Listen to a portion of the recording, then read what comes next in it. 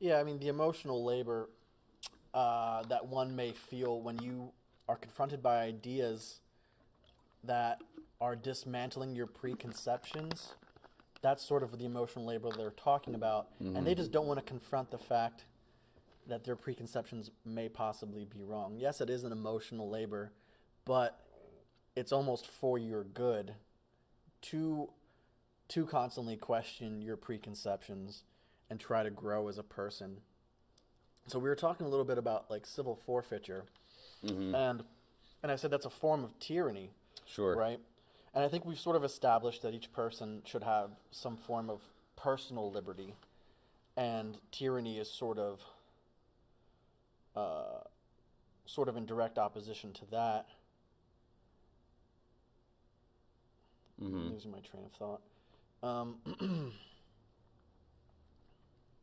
Well, there's tyranny at hand here in America in a lot of forms. I mean, there is the direct governmental tyranny of we'll take your stuff at gunpoint if we deem it necessary to do so. There's that tyranny. There's the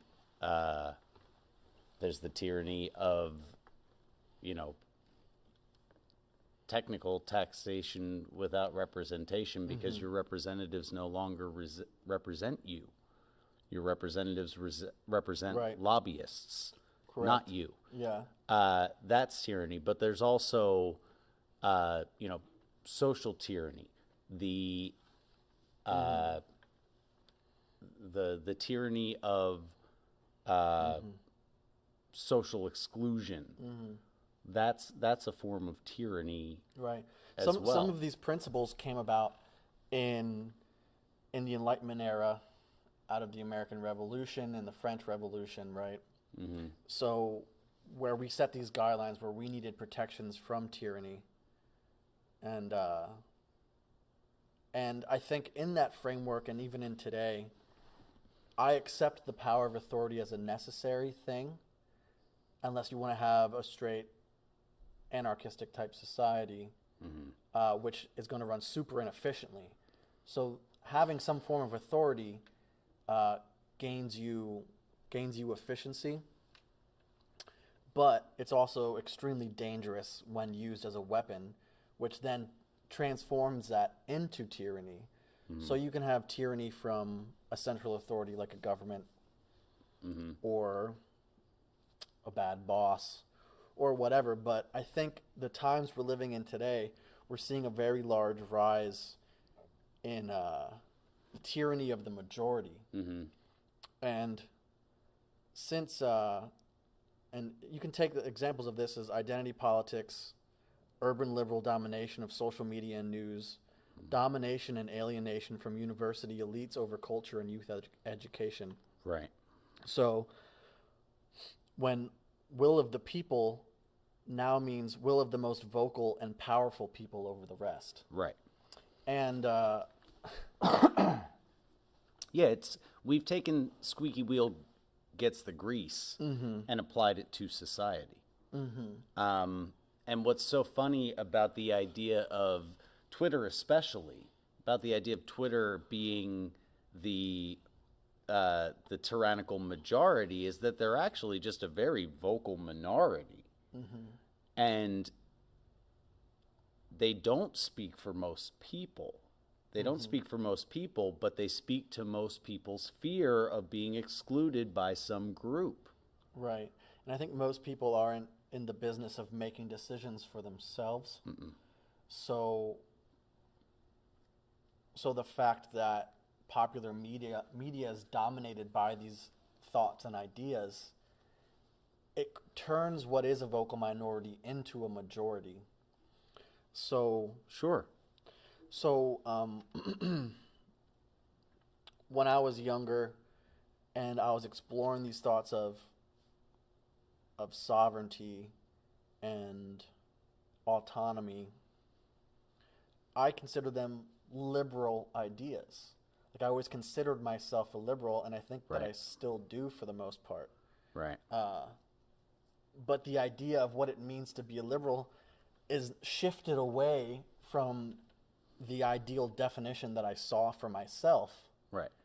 And It's completely morphed from the notion of being yourself and acting for yourself and of your own regard into collectivism. Liberalism has now become collectivism, and if you don't want everybody to be one shiny hug mass of people just loving each other all the time, you're not liberal. right, and personally, what I always thought is liberty meant a person's right to exercise their will of the individual. Non-participation. Liberty is the right to say, I'm not going to do this. Correct, right, and sovereignty definitely fits in with that non-participation principle. Yeah. And that's a beautiful idea of finding that balance between participation, non-participation. Right. You know, there is definitely a fear of it getting too far out of hand, which I think when we first started discussing this stuff like a year ago, and you're telling me about like whatever liberal controlled media and universities, I was like, I didn't really want to believe it. Right. Like I knew it to be true, but I didn't want to think that they would get to the point where they are now, where they're just deplatforming people, censoring people, because that was never my idea of what being a liberal meant. Right. It meant like, yeah, like sort of be nice or whatever, but also it was like, if that dude doesn't want to be nice, just let him have at it. It's not your fucking problem. Mind your business a little bit. Yeah. Well, I mean, liberalism in my lifetime shifted from somewhere in the late 80s to early 90s. It started to shift from, just let people bone who they want and help people out a little more. Yeah. That's what liberalism was for most of my life, and that sounds great. And especially since most of us don't like to really consider things, when the package is just let people bone who they want and help people out. Right? How Why can you wouldn't say you that buy that's into bad? that? Right? Why wouldn't you buy into and I think that? that's the backlash, because a lot of people still haven't realized that that's not really what it's about anymore. Sure. Like It's the Trojan horse of progressivism yeah. too. And the very nature of that idea of progressivism, there's no liberty in that. Because part of your internal liberty, part of your personal power comes from consistency of behavior. If your goalpost is always moving, you can't achieve the consistency to be an autonomous individual. And if the goalpost is constantly shifting, that means someone else is setting it. They're telling you what it is, and you're clamoring to reach it. Yeah, I think what I've begun to learn is that it never was really a case of left or right, liberal or conservative. It's a case of establishment versus the individual at the end of the day. Picking teams, picking sides. Yeah. And you really, really have to be mindful to not become the people you claim to disagree with. And I found this quote here, and I wish I would have given the author credit, but I didn't here. But so it says, "Those who first broke yoke from common society have become as little willing to accept difference of opinion as the society itself, which they at one time felt oppressed by." And that's totally what this rubber band shift is, and that's what scares me the most, is if you free the war camp, the prisoner of war camp or whatever, there's a reason you don't then make the original prisoners the now prison guards over their original guards. Sure. And that's sort of an idea that I thought everybody could understand fundamentally. Right. But now that, and this was like the fatal flaw of conservatives, is when they gave up this ground that we so wanted, the liberal side so wanted, I include myself in that, the people who said, be nice to each other and fuck who you want, they then moved the goalposts and said, oh, wait, we have the power now? Right. So let's fuck these people up for all of that mental anguish we perceive we went through over the last few decades or few hundred years. But the fact is, we really felt very little of that ourselves. The people now attacking one side or the other have very seldom actually been victims. Right. But they're living in a victim mentality. And that's like something I always like to pose to people when they want to bring up race relations or relations with authority, their hate for the government, their hate for white people, their hate for the patriarchy. I always ask them, are you a victim? Right. Have you been victimized? Right. Do you continue to live in that mindset that you are victimized Yeah. and that you could be a victim at any moment? Right. Because that's a dangerous mindset to have. It's a very dangerous mindset to have. You know, you corner an animal and they just strike at anyone, but they're not really Right. cornered. It's a mental Right. corner that they're putting themselves in. Sure. And popular culture is putting us in, and that's part of that. What I was saying is the obstacles of social tyranny and just society in general is that people want to think, or people feel as though they are victims, and we're really not. We're really doing pretty goddamn well for ourselves. Sure. And even if you're not doing well for yourself, most cases, what most people can do is be honest, look at their actions in the past and in the present, and ask themselves if they got themselves into this mess. Sure. And many times you did. Yeah. And even if you didn't, there's almost guaranteed a route away or around whatever obstacles in your path. Yeah, absolutely. The idea that we're doing pretty darn well for ourselves, that part of my sense of humor and part of the way that I try to reach people is through sort of reductionism, you know? And so I would just ask people who would kind of psh at the idea of self-governance, when was the last time you were punched in the face? We govern ourselves pretty well. Yeah. Most people Yeah. are unwilling to be antisocial in the kinds of ways that make you ungovernable. Yeah. Well, some of these people who are staunchly opposed to this idea and will throw in an immediate, yeah, but there are people who live under the poverty line, etc., have probably faced less punches in the face and less direct threats of violence than I have, and I don't have that mentality. I have been directly victimized by Right. people. Right. And I realized that it was a case of those, whatever, their ignorance, their lack of education, their drug use, their mental victimhood that led them to trying to victimize myself. But I didn't take any blame away from them, and I surely didn't put any blame on myself except for what was deserved. Well, But I also sort of take the stance of we all have the potential to be a sovereign individual and liberty itself, and I didn't reach back out to these individuals and try to put them in prison. sure. You know, it's not my job Sure. to police the community, and Sure. luckily I wasn't actually physically directly harmed. I got out of the situations relatively unscathed, and actually pretty proud of myself for not being scathed, but I didn't turn around and think that this is a greater trend in society. It was Right. It was an isolated incident and it was bad, but it wasn't like the amount of people that are so willing to buy the media portrait of this hyper-violent world that we live in. That to me just shows their lack of trust in their own experience, because their own experience has generally not been that. And I spent a lot of time in some rooms that people specifically go to talk about childhood abuse, right. and even in a packed room, most of those people, because they were actively working towards shedding their victimhood status, even though the monsters in their lives were the people closest to them, Yeah. they were still overcoming So that notion. Name this organization, or what are you talking about right now?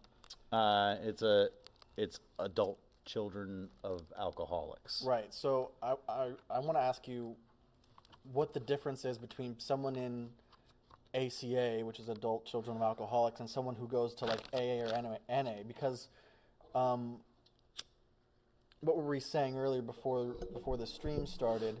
something about people who live in that mentality of AA get stuck in it as well, where it's Right. sort of like a drug Well, to them. because Did you AA find that and different in ACA? yes, People because didn't do that as peop- much. I mean, people still get stuck in their own ways, and there's still plateaus like when you're learning anything else.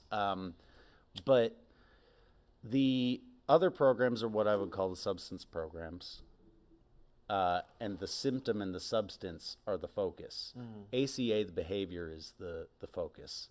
The substance is a symptom of the behavior. So it sounds like it's more responsibility based. It's absolutely more because, I personal mean- responsibility based. Right, and that- because you have the ability to unlearn and relearn and do things differently. Yes, it is a very sovereign notion, but it is also attached to a long series of emotional upheavals that are probably never done. But the point in that is that people that actively work towards that get away from that mentality of constantly being in fear of being victimized. You Right, know? right. And that's what the media creates now, is the constant fear of being victimized. I mean, how many times have we heard that 1 in 4 women on college campuses are raped? As a parent, why would you send your daughter to a place where she has a 25% chance of being raped? That's a terrible Sounds like a bad idea. parent. Right. That's a terrible parent. If that were true, Right. if that were actually true, why are people still sending their daughters to college? You Well, I know? can think of some reasons. Sure, but it's going against their personal experience that that can't be happening. If you actually thought that was happening, you wouldn't send your kid Well, there. so I can jump off that a little bit, which is one of the reasons someone would send their child to that environment is because they feel like without the credentials of college, their child will have a lower station in life and less of a chance for prosperity. Sure. And what that's framing for yourself is a lack of sovereignty by requiring or feeling internally that you're required to have some sort of degree or credential Sure. to be a prosperous, successful human being. Where the fact is, these days, especially with the internet, but particularly in the trades and things like that, you can take your sovereignty in action by self-educating, by taking an apprenticeship, and not requiring a university or college or Sure. or any single entity to tell you that your worth is based on a piece of paper or on the money you spent to be in this four-year university where you have a 1 in 4 chance of being raped or whatever. But that's sort of like why they want to send their kids there anyways, Well, because they that's- feel like they have this need to credentialize as opposed to having responsibility and purpose and worth in the actions you can take yourself. Sure. That to me is directly tied to tyranny of the majority. That's one of the facets of the current state of tyranny of the majority. But we've also had many discussions too about, my view of the age of accreditation, the age of the specialist, that's coming to an end because there are so many learning tools at people's fingertips now that it's going to become less and less actually important. And we're seeing the evidence of that now, that it's less and less actually important. The degree itself has less and less value. And just the fact that so many people go to college devalues college. But the tyranny of the majority and the fear of exclusion Yeah.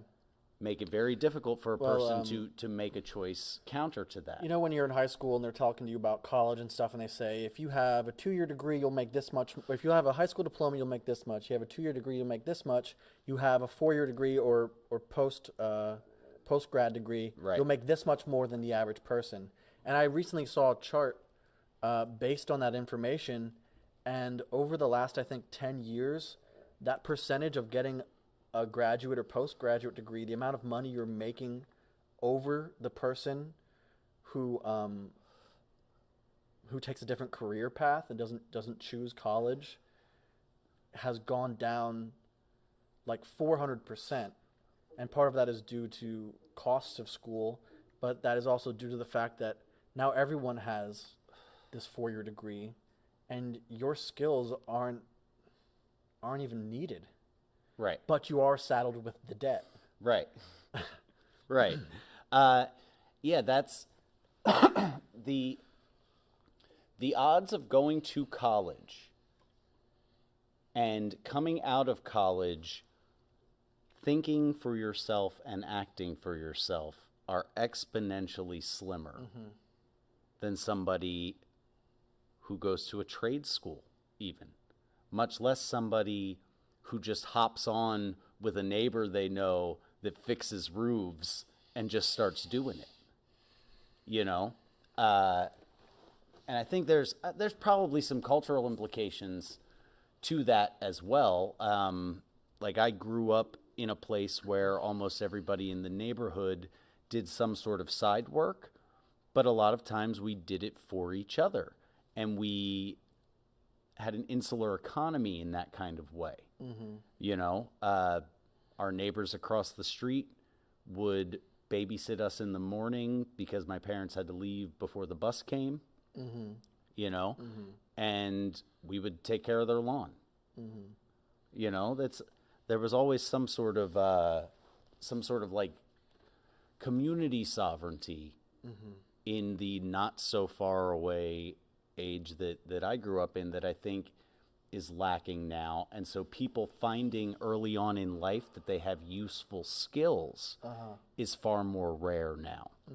And when you couple that with the increased indoctrination of the public education system and things like that chart, that's like, I lost my mind in 2008, at the beginning of 2000, maybe 2007, you know, it would have been 2008 when Saying you lost your mind is, you know, no, you know, very heavy. In a moment, I freaked out. Okay. I freaked out when my 5-year-old son, within the first 3 weeks of kindergarten, came home with homework on money. That was so gross to me that, like, the idea of teaching 5-year-olds about money, and then it's only 5th grade maybe where you start seeing those charts about how much money you're going to make if you do this and how much money you'll make if you do this. You know, the escalation. They were giving those charts to a 5-year-old? I don't know. Are they giving those charts to 5-year-olds now? I remember being pushed. Anybody out there with a 5-year-old? No, I remember having the carrot and stick all throughout your public education, where, like, if you don't perform, you're going to be left behind. Sure. And some of that is merit-based, but some of that is just fear-mongering on part of the state. Yeah. So another limb of tyranny of the majority. Yeah. So we've kind of gone through why these forms of tyranny are bad, and clearly we've gotten to the point where we want to take our power into our own hands and have some sovereignty. And I think, especially what I sort of came down to is living my life in a general sort of resistance to these ideas. Like you said, they're teaching your 5-year-old about money. Well, money may be a form of authority, and it may be a necessary evil to exist within this world. So instead of eschewing money altogether, which is a very difficult thing to do, you can have a general resistance to what money means to these people and what it means to you. Right. And so that kind of starts with your cognitive liberty. And do you mind I read off this little bit I have here about cognitive liberty? Cognitive liberty, or as I described it, the right to mental self-determination, the freedom of an individual to control his or her own mental processes, cognition, and consciousness, also known as freedom of thought. This term was initially coined by neuroethicist. What the fuck is a neuroethicist, by the way? A neuroethicist? Dr. Rai Sententia. I'd have to look that up. And legal theorist Richard Glenn Boyer. conceived of the concept as a response to the increasing ability of technology to monitor and manipulate cognitive function and the corresponding increase in the need to ensure individual cognitive autonomy and privacy. They defined cognitive liberty as the right of each individual to think independently and autonomously, to use the full power of his or her mind, and to engage in multiple modes of thought. So when I was doing my little research here about sovereignty, I found a lot of terms like cognitive liberty where these doctors, this was really based on, like they see here, neuroethicist. And their goal was to set a framework for people of protections against against technology, really. And even though it's not technically based on sovereignty and the type of sovereignty that we're talking about, having cognitive liberty is really the first step to deciding that you will become a sovereign individual. Yeah.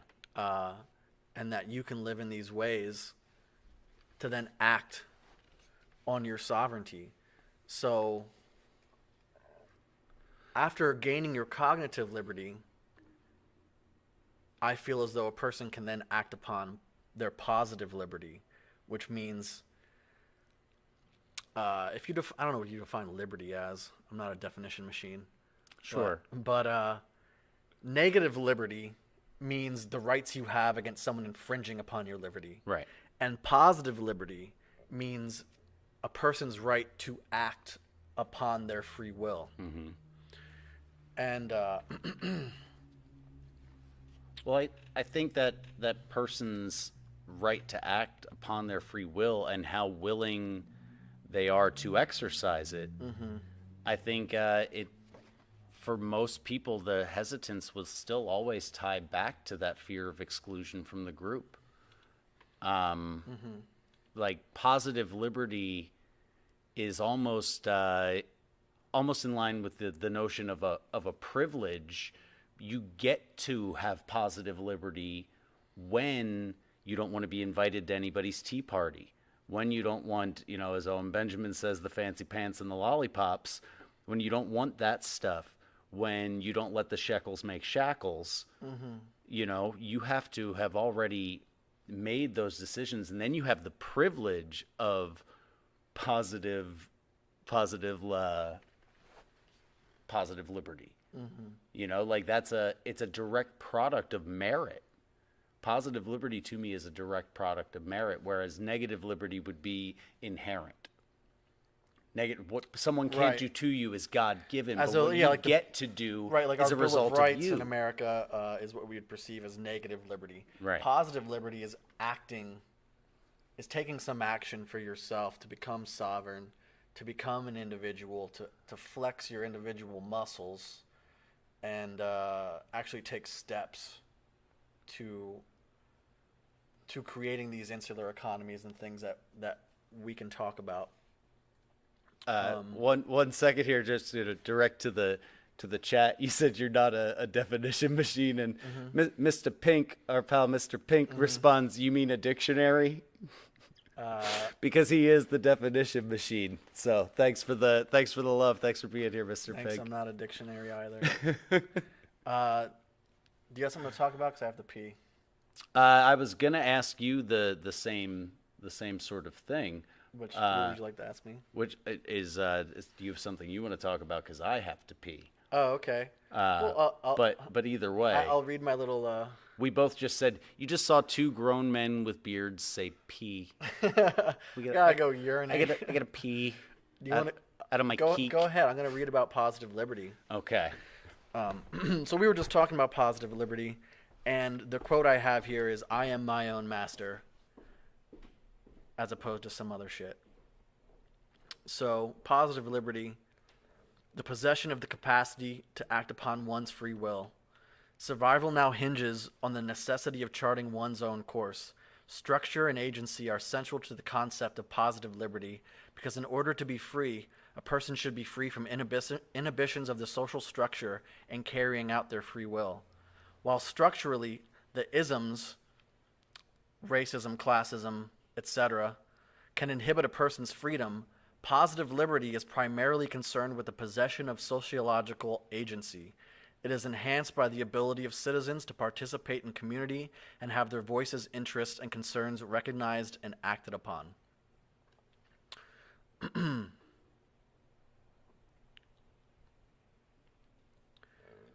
So,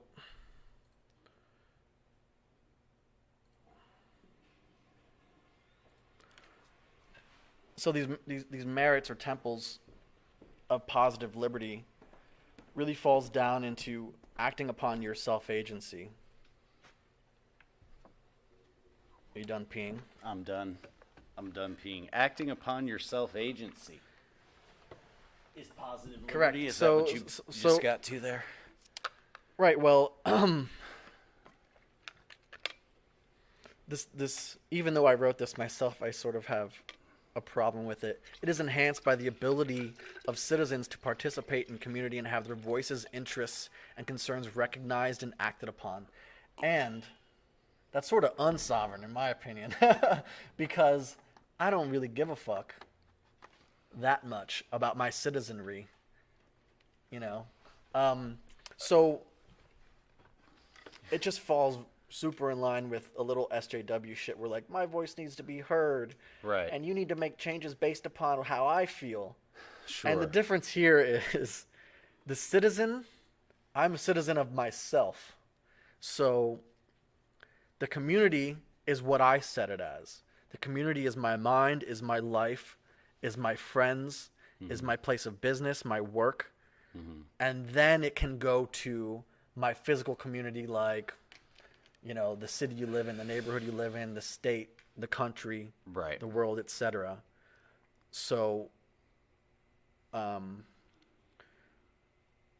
you tell me, while I'm away, Uh-huh. a little about your interests and concerns?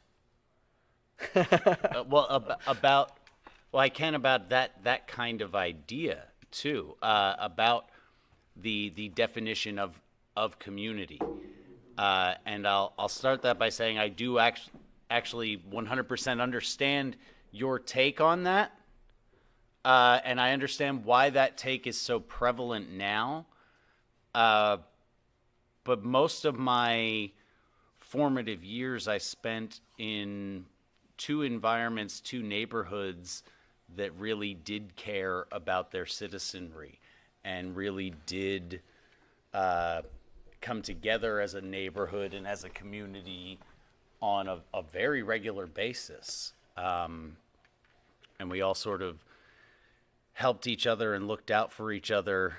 And so now my personal community has shifted to more of that idea of my friends and the people I accomplish things with and the people that I work with.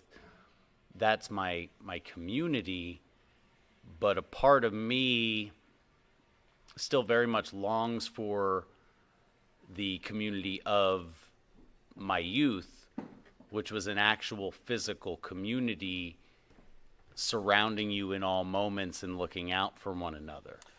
And I understand how that's so much different now because so few kids play outside, you know, so few people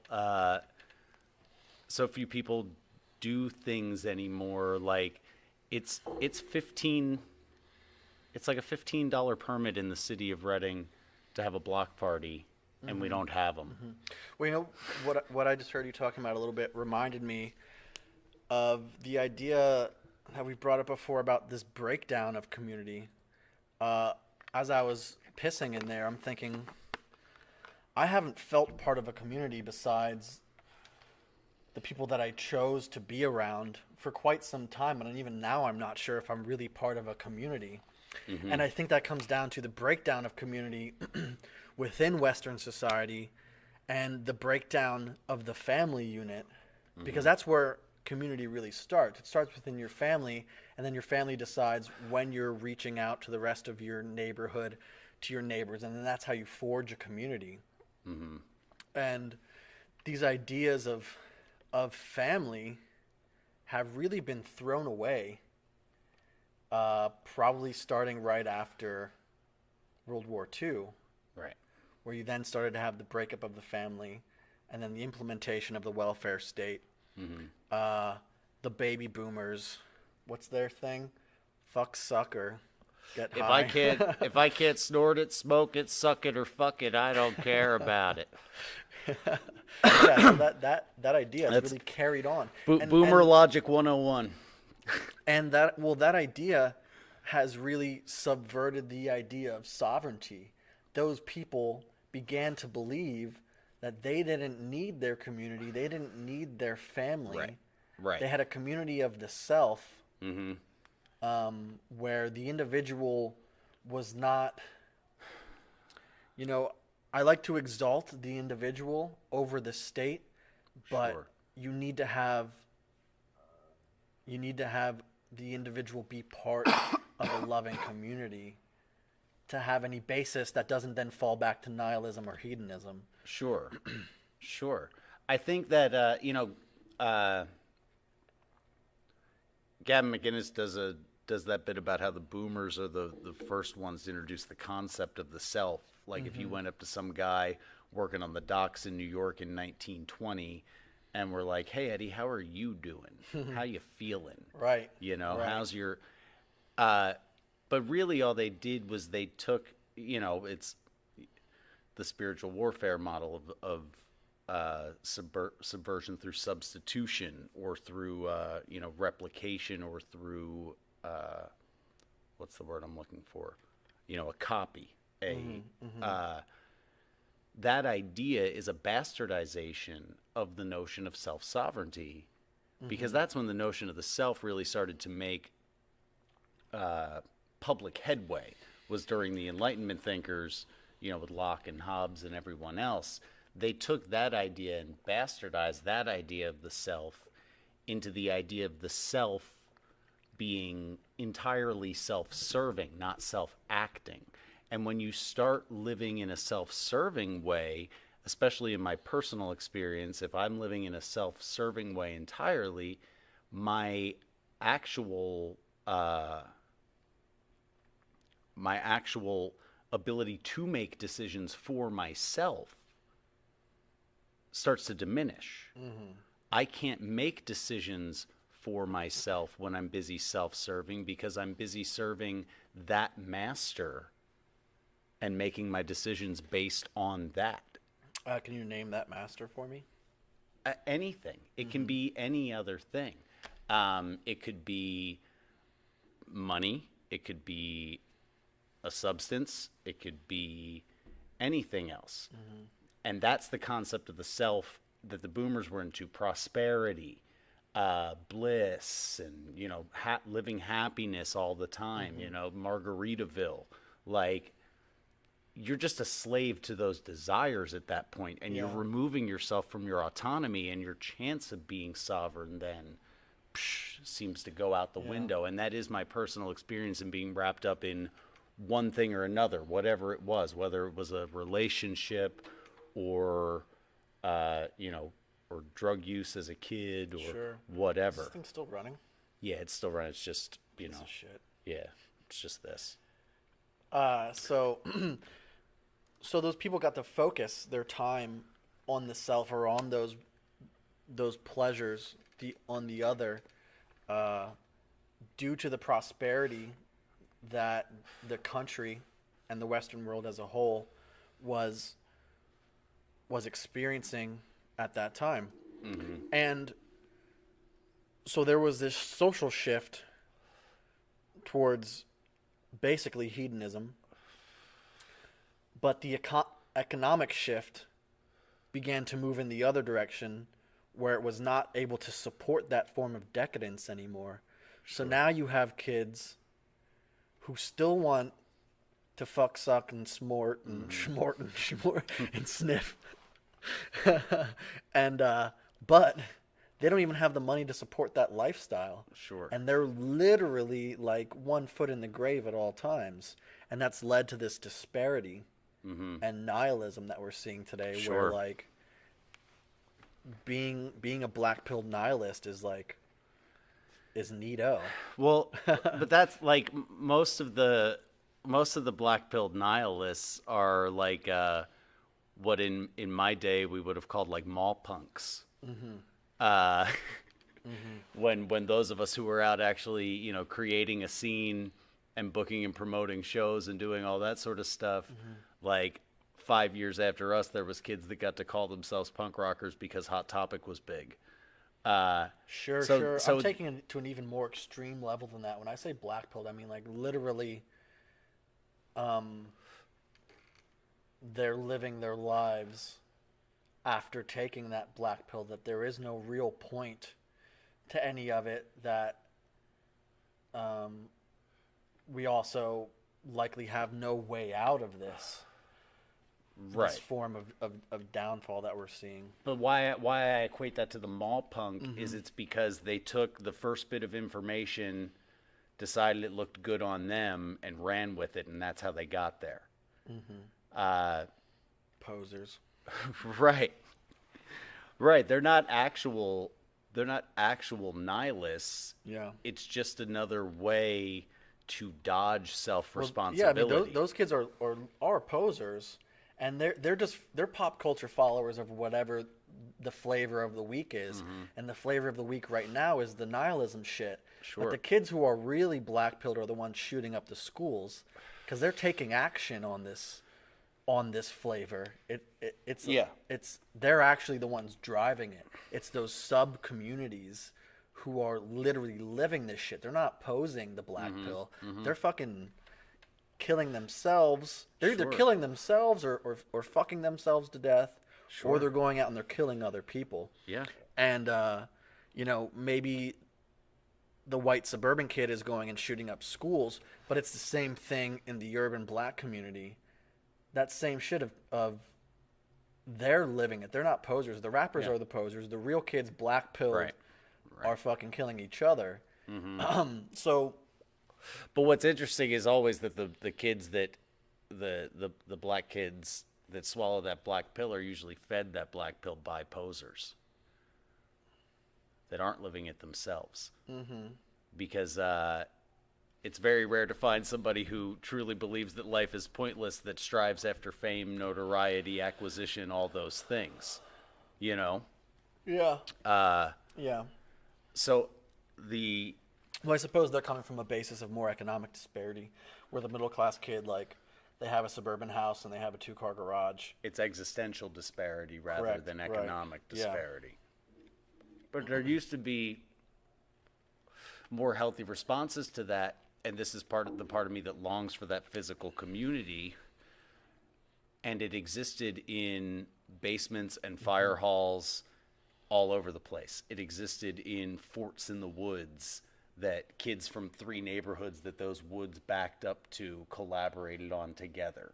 It existed. Definitely has some good rock fights. Right. We were right. throwing rocks at each other's heads for fun.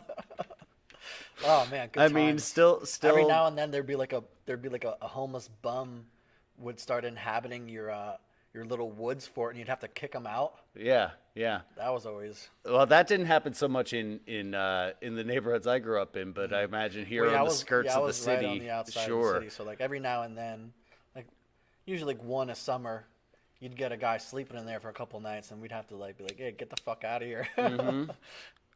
This is our woods. Go find some other woods.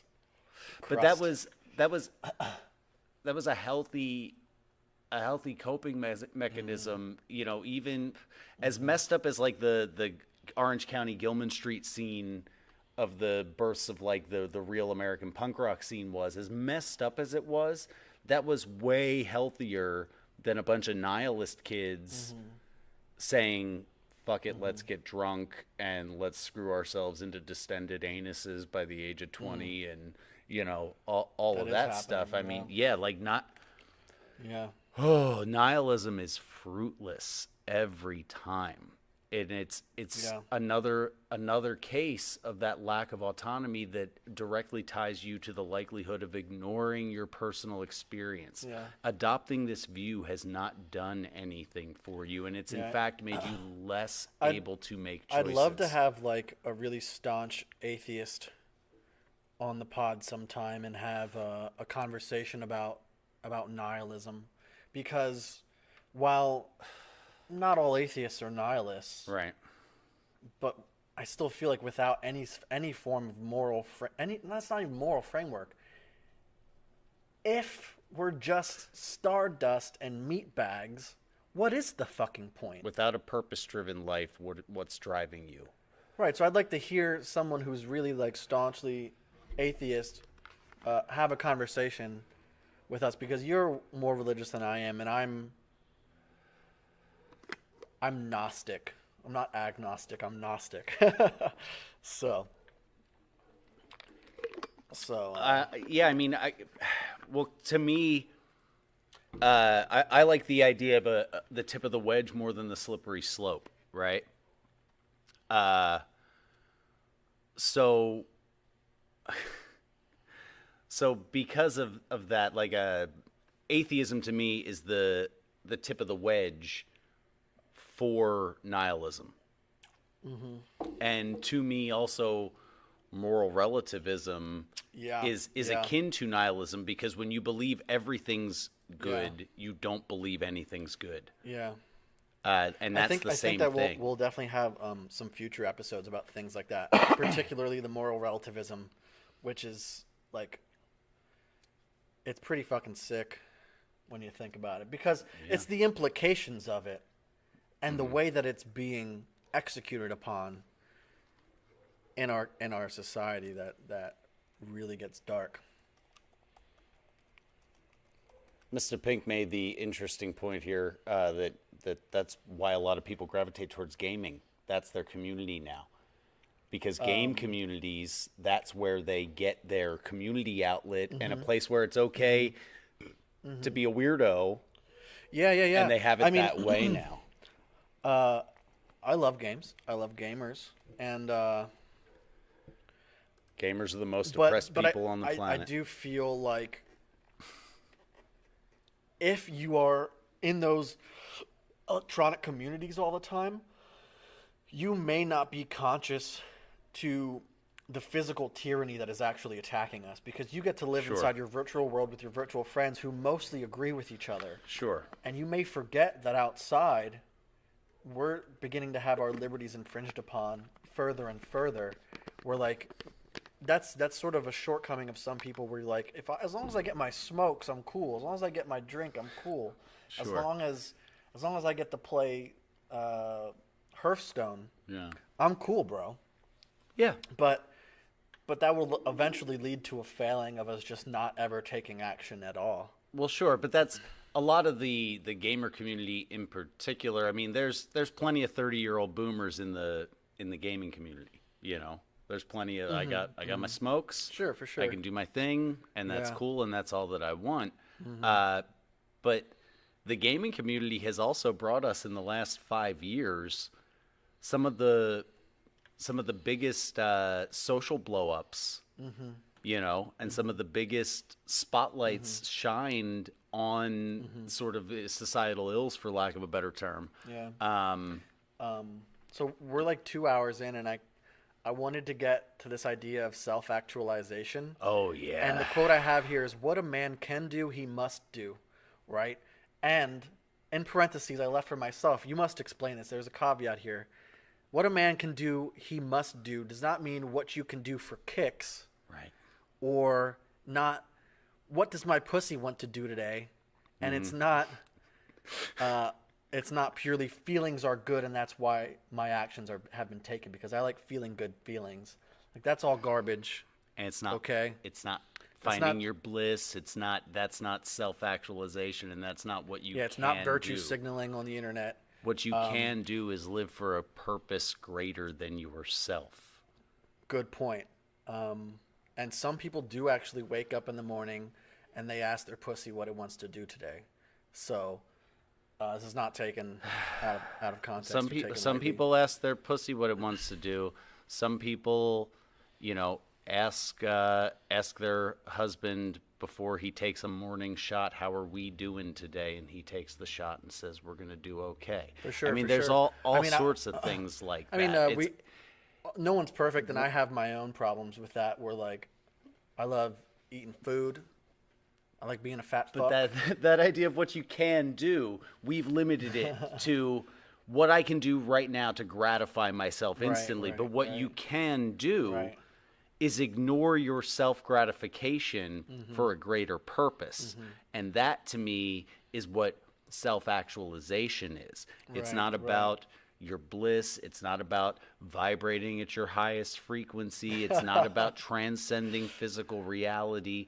Self actualization is living for a purpose greater than yourself. Yeah, I think it's good to quantify that moving forward. But self-actualization comes from Abraham Maslow's hierarchy of needs, which is like basically a pyramid. At the bottom is physiological needs, then your safety, then love and well-being. Second to last, esteem, and highest form is self-actualization. You may be familiar with Maslow's hierarchy of needs. I feel like a lot of people are. Yeah, So- not even by name, but just that concept. Yeah. Right. I mean, and you always have to. This is kind of the part of the part of talking about this where I always feel like I need to throw in caveats because people use the hierarchy of needs and they're like they use it for some foo-foo lame shit. Sure. And like that's why they go to Burning Man, and that's why they're constantly taking acid, which isn't a problem. Take acid sometimes. Don't do it all the time. Like traveling for pleasure sometimes is good, but if all you ever do with your time off of work is travel for pleasure, you're not self-actualizing, really. No. But they subvert that idea of self-actualization into just being Being self-gratifying. self-gratifying. Thank you. Right. So right. And the self-actualized individual, as far as I can tell, and I've known a handful of them over the years. Few of them were artists or musicians or whatever, but most of them were actually contractors. Their self-gratification levels were actually very, very low. And most of the work they did with the benefit of other people in mind. You know? So their self-actualization in the forms of their general contentedness with their station in life and the work that they do and their friend and family relationships and all of those things had to do with the fact that what they enjoyed doing in their quest for self-actualization was work that benefited other people. and an easy difference to see for yourself whether you are a self-actualizer or a self-gratifier is in one of the first concepts of self-actualization, which is efficient perceptions of reality. Self-actualizers are able to judge situations correctly and honestly. They are very sensitive to the fake and dishonest and are free to see reality as it is. So a self-gratifier Is is avoiding. skipping that first step. Yeah. Because if you're being honest with yourself, the gratification is never really, should never be the end to your actualization. No, it never is. And that self gratification mindset, at its worst, will lead to doing something over and over again because it feels good until you die. That's the worst that place can go. It is The a fun worst. roller coaster of suicide. It's suicide long game. Yeah. Suicide long game. Yeah. Back to the throwing rocks for a minute. That was like Smash Brothers 1.0. You know, that was like before you had video games where you could play all your friends at once in some sort of battle arena. That was the battle arena. That was IRL acoustic Fortnite. You know? Rock fights in the woods. Oh. Rock Yeah, fights in the kids- woods kids will never are know. acoustic Fortnite. Start the meme, folks. That analog video game.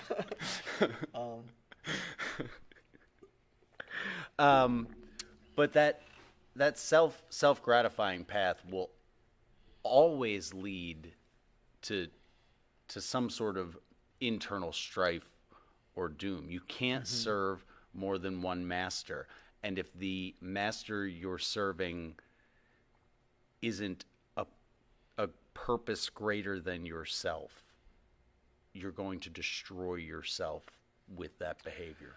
I mean, and remove I'm yourself conflicted. from your agency. I'm conflicted about the purpose greater than myself. I don't know what that really is. I do feel as though I'm living in that fashion, but trying to identify what this purpose is very conflicting and very difficult for me.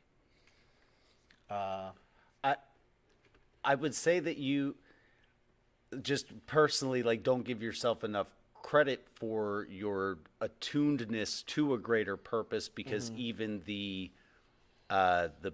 business that you started is based on helping other people being able to promote their work.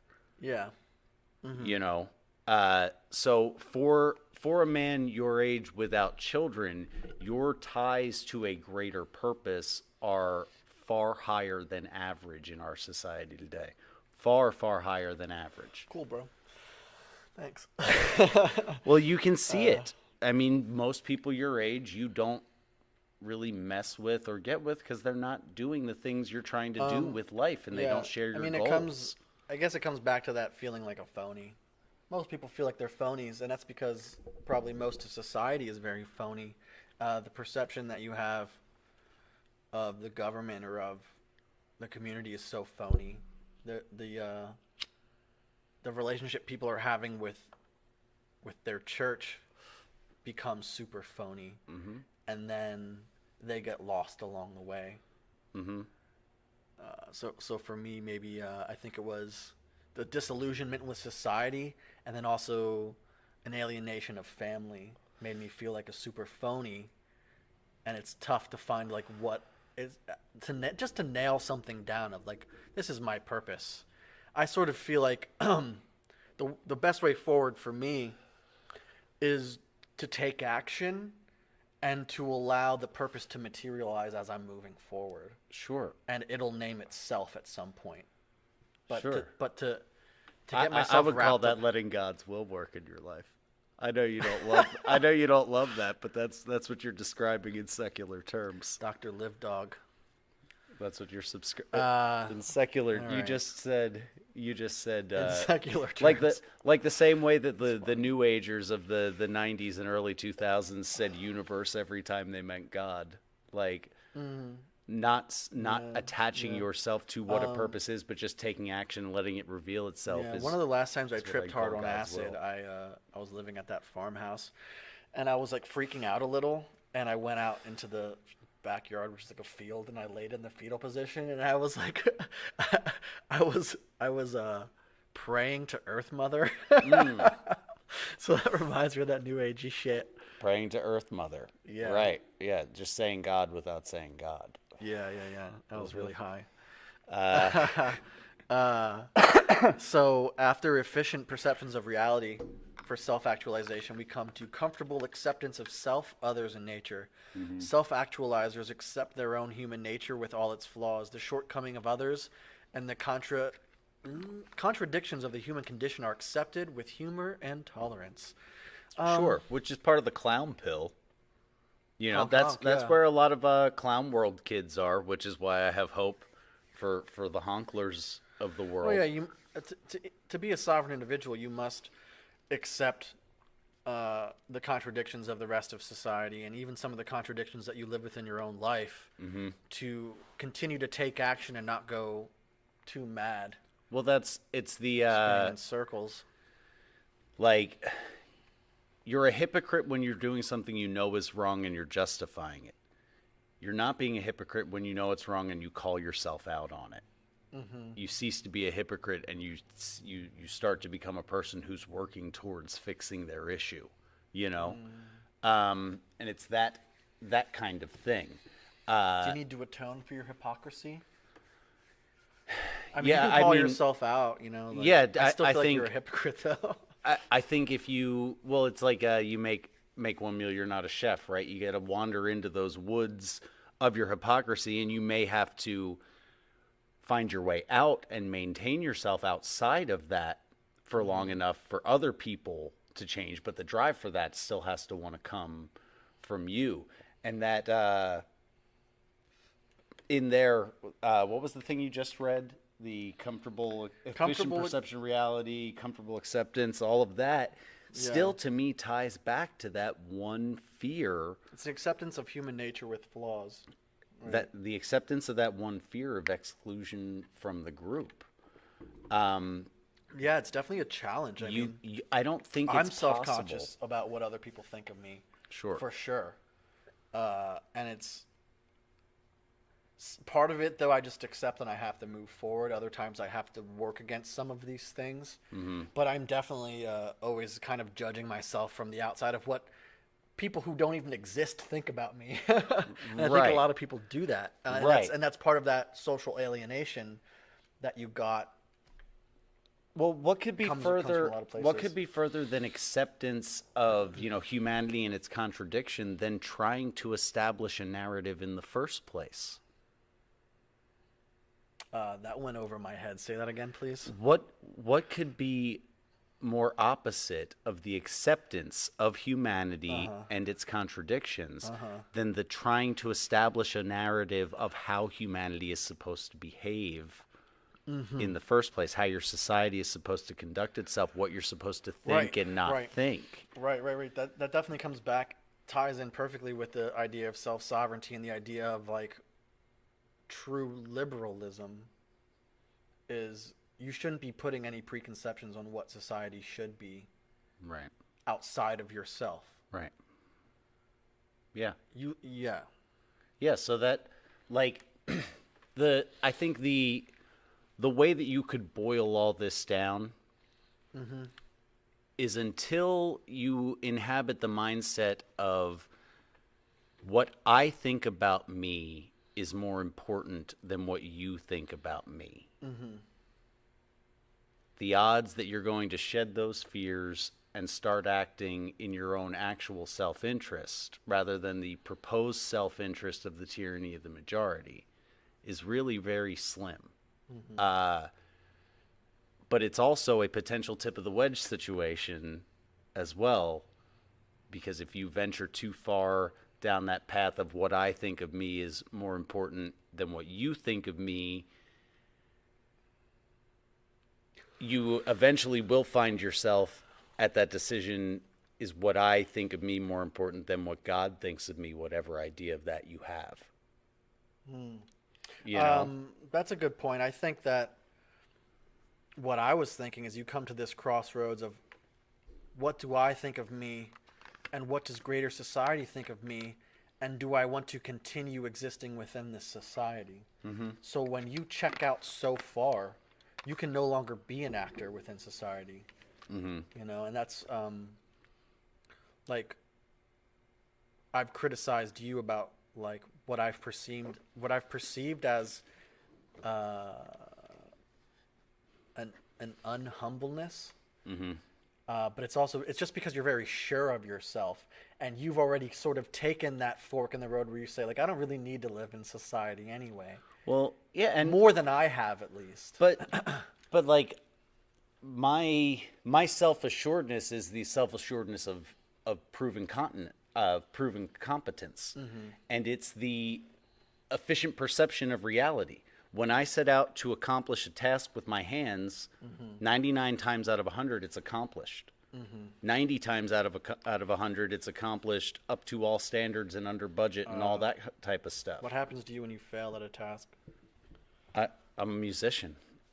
I keep doing it. I mean, I just keep doing it. Failure is the only way to succeed. For sure.